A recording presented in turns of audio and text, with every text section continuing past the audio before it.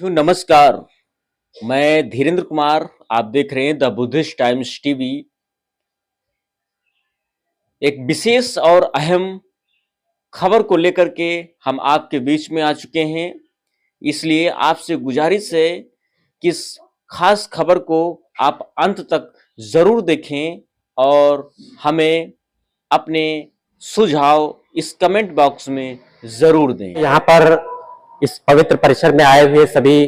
लोगों को जो है हार्दिक वंदन अभिनंदन करता हूँ कि आप सभी लोगों ने जो है अपना अमूल्य समय इस परिसर को और इस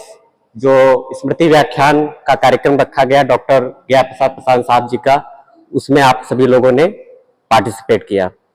सबसे पहले हमारे मसीहा, हमारे ही नहीं सर्वजन के मसीहा डॉक्टर बाबा साहब भीमराव अंबेडकर, तत्पश्चात महाकारुणिक तथागत बुद्ध जी को नमन करते हुए डॉक्टर ज्ञा प्रसाद प्रसाद जी को कोटि कोटि वंदन अभिनंदन करता हूं, श्रद्धा सुमन अर्पित करता हूं। और इसके बाद मैं थोड़ा सा अपना परिचय देना चाहूंगा। साथियों, मैं रंजीत पुष्कर मेरा नाम है और मेरा जो है जिला सीतापुर है, वहां का निवासी हूँ। और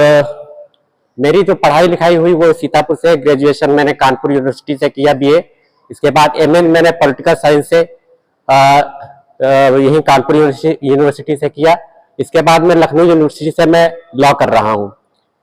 तकरीबन 3 सेमेस्टर अभी बचे हैं, अभी कंप्लीट नहीं हुआ। और इसके साथ ही मैं जो है नालंदा विश्वविद्यालय से, जो बिहार में आप सभी ने नाम सुना होगा, नालंदा विश्वविद्यालय से मैं पाली से जो है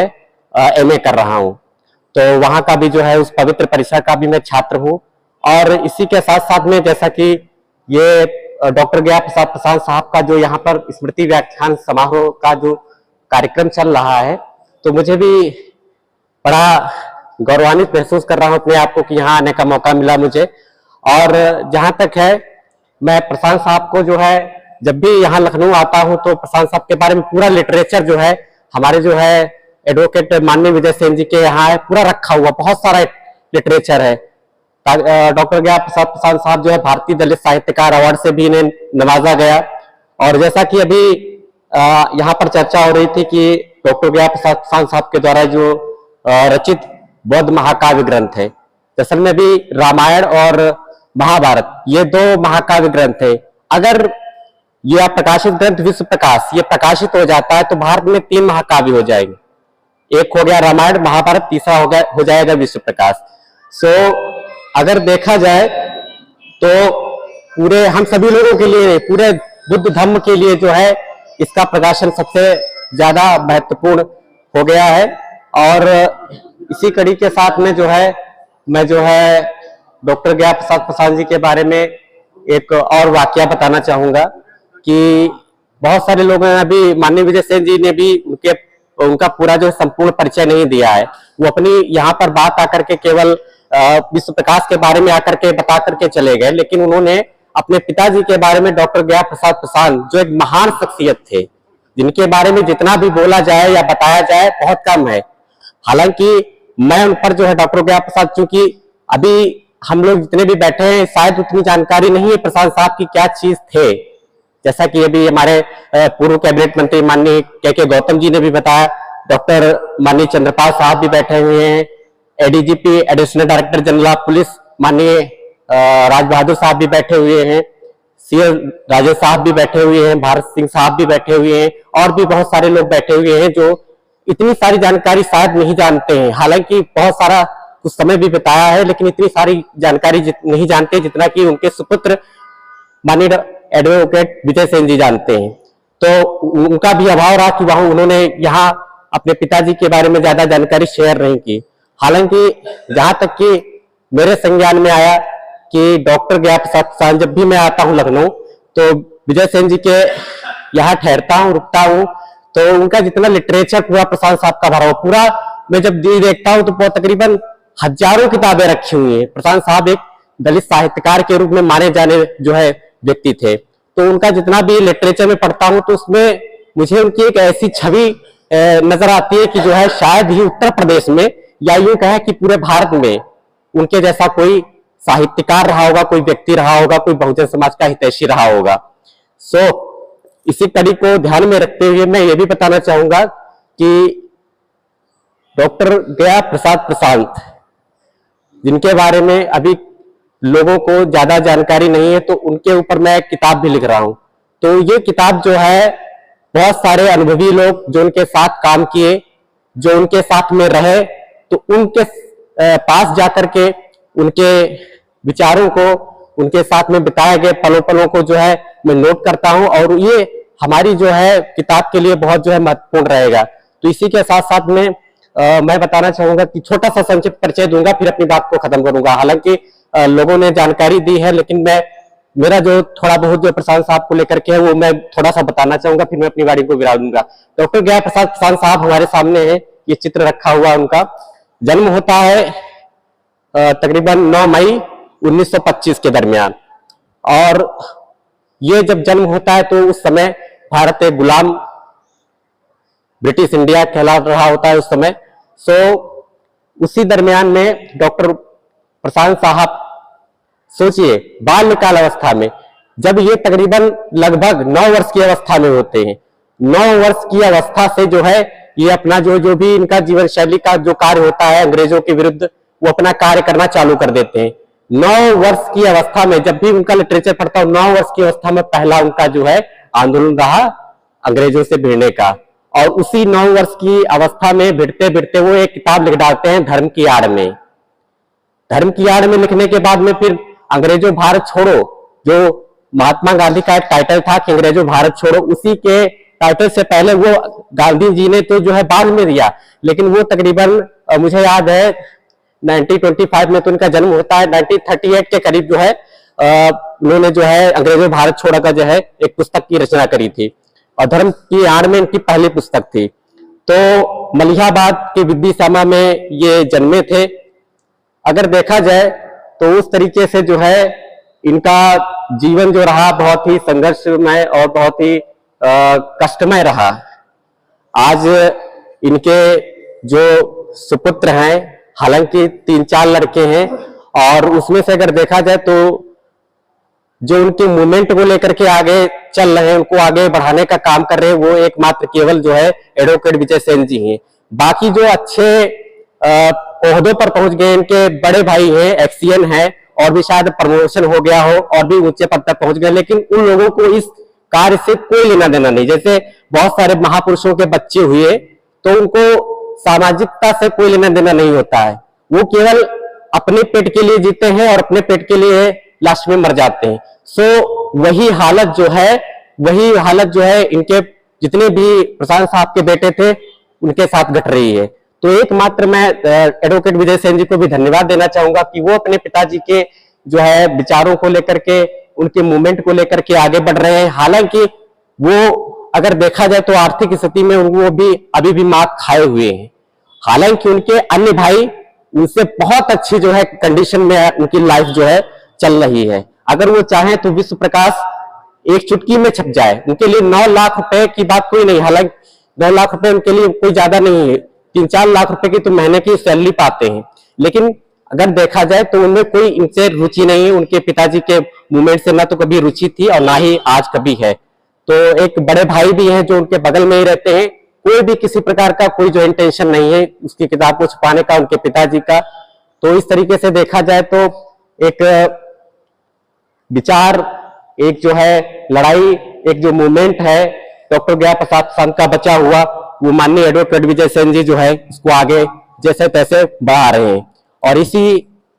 जो है कड़ी में वो एक प्रयासरत है इस विश्व प्रकाश को जो है छपवाने के लिए कि किसी न किसी तरीके से ये ग्रंथ पिताजी का छप जाए, तो जो है उनका जो है मैं कर्ज उतार सकूं। तो मैं जो है धन्यवाद देता हूं कि जो है माननीय एडवोकेट विजय सेन जी जो है तकरीबन 1998 में उनका जो है परिनिर्वाण हुआ प्रशांत साहब का, और तब से लेकर के अब तक तकरीबन 26 से 27 साल का समय हो रहा है, और अभी तक ये जो है प्रकाश, बड़ी खेत की बात है कि जो अभी भी जो है ग्रंथ प्रकाशित है। हालांकि मैं जो है अगर ग्रंथ के बारे में कहूं, इस ग्रंथ को मैंने पूरा नहीं पढ़ा है। हालांकि छोटी सी पांडुलिपि अभी मैंने डॉक्टर चंद्रपाल साहब को अभी दी थी, तो उस छोटी सी पत्रिका को मैंने पढ़ा है। जैसा कि अभी राकेश इंजीनियर साहब ने भी बताया, उसके बारे में बहुत ही अद्वितीय रचना है, और अगर वो छप जाती है तो बौद्ध समाज के लिए बहुत बड़ी बात होगी ये। तो इसी के साथ साथ मैं एक और भी जो है घोषणा करना चाहूंगा कि हालांकि मैं अभी एक्टिव नहीं हूं, मैं भीम आर्मी का जिलाध्यक्ष सीतापुर रहा, मैं बाबा साहब के द्वारा बनाया 24 सितंबर 1924 को जो समता सैनिक दल स्थापित किया था, उनमें भी जिलाध्यक्ष सीतापुर का रहा। तो इस समय में जो है मैं केवल इतना कहूंगा कि मैं अपने संघ के माध्यम से जो है मात्र जो है मैं कोई अभी मेरे पास कोई गवर्नमेंट नौकरी या कुछ नहीं है, लेकिन मैं अपने पॉकेट मनी से मैं जहां तक इस ग्रंथ के लिए 5,000 रुपए का जो है आज ही शाम को जो है माननीय विजय सेन जी को जो है रुपया दे दूंगा इस ग्रंथ के लिए केवल। और बाकी रही बात, जैसा कि डॉक्टर ज्ञान प्रसाद प्रसाद जी के बारे में अभी बहुत कम लोग जानते हैं, तो मैं अपने ज्ञान के माध्यम से, अपनी लेखनी के माध्यम से, हालांकि मैंने अभी तक कोई किताब नहीं लिखी है, मैंने अभी तक इससे पहले डॉक्टर ज्ञान प्रसाद से पहले मैंने कोई किताब नहीं लिखी, लेकिन मुझे जहां तक कि मैं जब भी सारे लिटरेचरों को पढ़ता हूं, सारे बड़े बड़े लोगों को जो है देखता हूं, अनुभवी लोग हैं, बुजुर्ग लोग हैं जो प्रशांत साहब के साथ रहते थे, और वो जब भी जो कुछ बताते हैं तो मुझे बड़े एक्साइटमेंट होती है, मैं बड़ा एक्साइटेड होता हूं कि ये इतिहास तो जो है लोगों के बीच में पहुंचना चाहिए। हालांकि अगर देखा जाए तो डॉक्टर ज्ञान प्रसाद प्रसाद ने जो काम किया उसका बहुजन समाज के अन्य नेता, नामी गिरामी जो नेता है हुए, हालांकि वो अब भी नहीं है, लेकिन उन्होंने फायदा उठाया, वो मलाई खा के चले गए। लेकिन डॉक्टर ज्ञान प्रसाद प्रसाद जी ने जो वास्तविक काम किए वो आज तक के लोगों के जहन से मिटे हुए, गायब हुए, कोई नाम निशान उनका नहीं है। सो इसी कड़ी में मुझसे जो हो सकता है मैं करने के लिए आज भी प्रयासरत हूं, और इस तकरीबन पुस्तक में मैं पूरी जी जान लगा दूंगा, और जैसे ही तकरीबन 1 साल के अंदर ये पूरा प्रयास करूंगा कि 1 साल के अंदर ये किताब लोगों के समक्ष आ जाए, ताकि लोग डॉक्टर ज्ञान प्रसाद प्रसाद के बारे में जान सके। हालांकि जो है डॉक्टर ज्ञान प्रसाद प्रसाद के बारे में मुझे एक बहुत बढ़िया जो है दिलचस्प वाकया याद आता है कि 1962 और 1967 में जब इलेक्शन होते हैं उत्तर प्रदेश में, और भारतीय रिपब्लिकन पार्टी जो बाबा साहब ने जो है बनाई थी, और उस रिपब्लिकन पार्टी के उत्तर प्रदेश से 16 विधायक चुन करके जाते हैं। 1962 में 8 और फिर इसके 67 में और ज्यादा जो है चुन करके जाते हैं। तो उसमें जब संविदा सरकार उत्तर प्रदेश की बनती है तो डॉक्टर ज्ञान प्रसाद प्रसाद जी को जो है यहां तक कि मुख्यमंत्री बनाने का भी जो है प्रयास किया जाता है। मोतीलाल वोरा, अन्य लोग पूरी जो है कोशिश करते हैं कि आप जो है आप आरपीआई को छोड़ करके हमारे साथ आ जाइए, कांग्रेस के साथ आ जाइए, हम आपको जो है जो आप कहेंगे वो करने के लिए तैयार हैं। लेकिन उसी बाबत में देखा जाए संगप्रिय गौतम जो सांसद रहे, बीपी मौर्य जो सांसद रहे, वो लोग चले जाते हैं, लेकिन डॉक्टर ज्ञान प्रसाद प्रसाद भाई ज्ञान प्रसाद प्रसाद जी डॉक्टर बाबा साहब के अंग, उनके चाहते, उनके मूवमेंट पर चलने वाले सच्चे एकमात्र जो है सिपाही थे, मैं तो मानता हूं।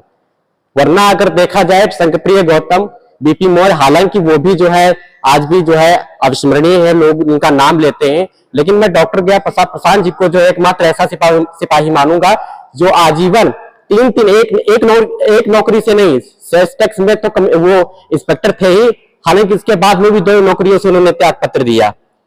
अगर वो चाहते तो अपने परिवार को अच्छे खासे जो है तरीके से चला सकते थे और अपना जीवन जो है बड़े ऐशो आराम से काट सकते थे। मुख्यमंत्री बन भी सकते थे, कई बार मंत्री बनने का, जो मुख्यमंत्री से पहले कई बार मंत्री बनने का भी प्रोसेस कई बार जो है चालू किया लोगों ने, और कई बार जो है इनको जो है इनके घर पर लाखों रुपए जो है बैग लेकर के लोग पहुंचते थे कि आप हमारे साथ में मिल जाइए आकर के और काम करिए, हम लोग मिलकर के काम करते हैं। लेकिन प्रशांत जी ने ऐसा नहीं किया, और उन्होंने अपनी जो है ईमानदारी को बरकरार रखा, अपनी प्रतिष्ठा को बरकरार रखा, बाबा साहब के मूवमेंट को बरकरार रखा। बाबा साहब के मूवमेंट को बरकरार रखने से मतलब ये है कि बाबा साहब ने जो 3 संगठन बनाए थे, भारतीय बौद्ध महासभा धार्मिक क्षेत्र के लिए, सामाजिक क्षेत्र के लिए जो समता सैनिक दल बनाया था, और जो राजनीतिक उसके लिए बनाया था वो था भारतीय रिपब्लिकन पार्टी। तो डॉक्टर ज्ञान प्रसाद प्रसाद ने तीनों से जुड़ करके काम किया और तीनों संगठनों को बढ़ा करके काम करने का काम किया। यह नहीं कि अपना संगठन बना लिया, हालांकि बहुत ख्यात प्राप्ति थे। आज कुछ भी अगर कुछ लोग हो जाते हैं तो अपना संगठन बना करके अपनी ढपली अपना रात करने का काम करने लग जाते हैं, लेकिन उन्होंने वो ऐसा बंदा अगर वो चाहता तो